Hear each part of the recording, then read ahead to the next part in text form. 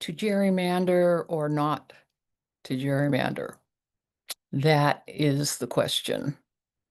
Here in California, we have a proposition that will be coming to us on November 4th, a special election that will have us vote whether to allow California to use new congressional district maps for the 2026, 2028, and 2030 elections. In other words, until the next census happens.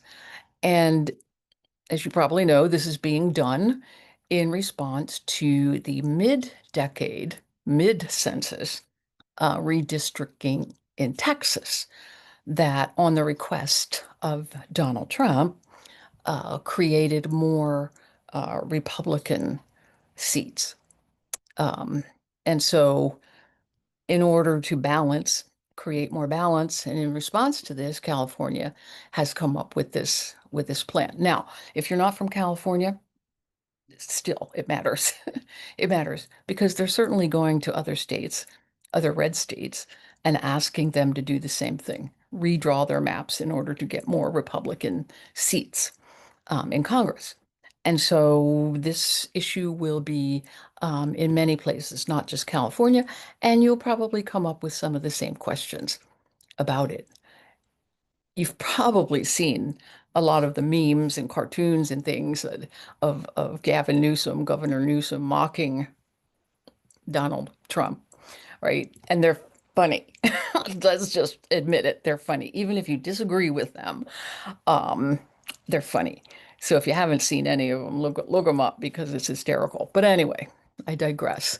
Um, the critics of that tactic say that we're in a race to the bottom, that it's not right, that we just end up doing the same kinds of things that Donald Trump does. Newsom creates posts that mock his way of writing, and he nails it. But there are those who say no, that's not appropriate. We're better than that. Remember Michelle Obama, when they go low, we go high. Now we're in a dilemma though, because we realize that going high all the time just isn't working. And so, do we continue to go high or do we hit back? That's the question. And you have people on all sides of that. This is why I support Proposition 50.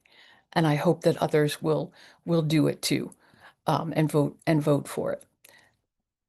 The California plan, Newsom's plan, only went into effect when Texas did not back down from their plan. That was the deal. That if they gave up their scheme, then it would all be moot. Nothing else would happen. But they went ahead. They went ahead with it. So, in my way of thinking, it's on them, right? Um, the plan that California is considering is temporary. It's not going to be forever. It will go until the when it regularly would be done, when the census happens. And so the idea, and Eric Holder, remember Eric Holder, who was the Attorney General, he supports all of this, saying that um, it will go, what we'd like is for all states to have a commission, a nonpartisan commission that will do the drawing up of these maps. So to take it out of the hands of partisan politics and put it, as California has done, into the hands of this commission. So he's saying, yes, we need to suspend that for a while, temporarily. But that's what we're hoping, that we can then go forward and go back with that plan. Um, the other thing about California is we get to vote.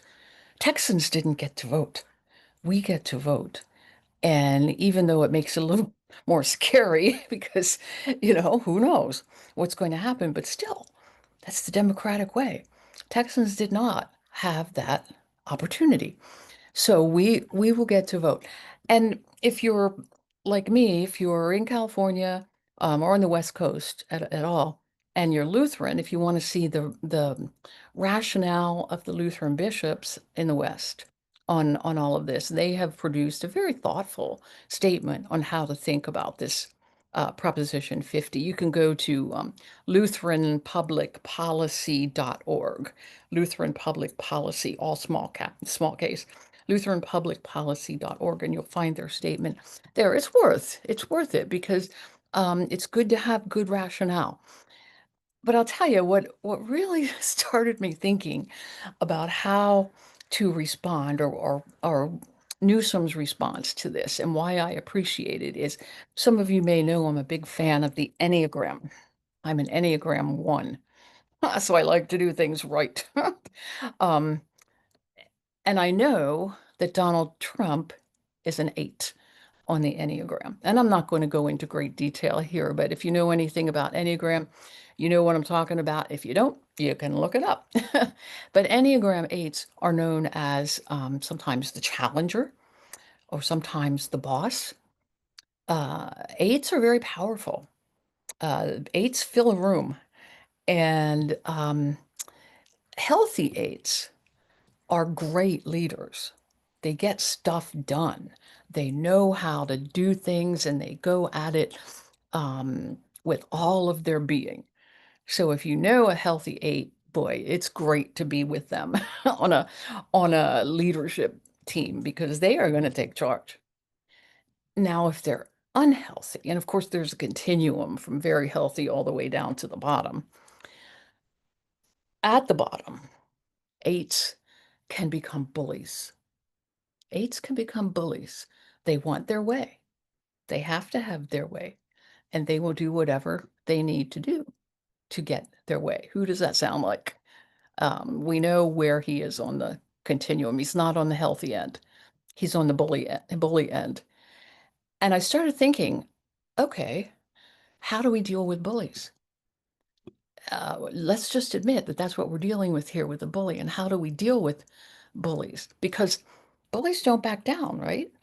You can talk with them and try to reason with them. And if you're getting beat up for your lunch money every day at school and you're trying to, tell them, oh, no, don't do this because my mom gave me, no, it's not going to work. It's just not going to work. How do you deal with bullies? In the church, this can be a huge problem. If you have a bully in your church, I had one way, way back when, and I was trying to figure out ways that I could pretty much defang the bully. And I remember one woman on the church council said, well, we're just going to have to kill him with kindness.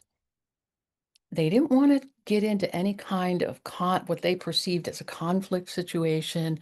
They wanted to keep the peace, and their way of dealing with the bully is to kill him with kindness. Well, guess what? That doesn't work. It doesn't work. Of course, you can be kind. Of course, we can be kind to people. Of course.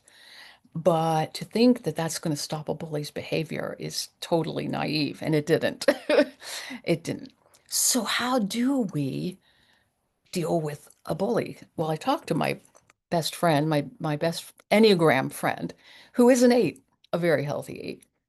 And she said that the only thing you can do with a bully is to outsmart them, to get creative, to enroll others with you in creating a plan to do something.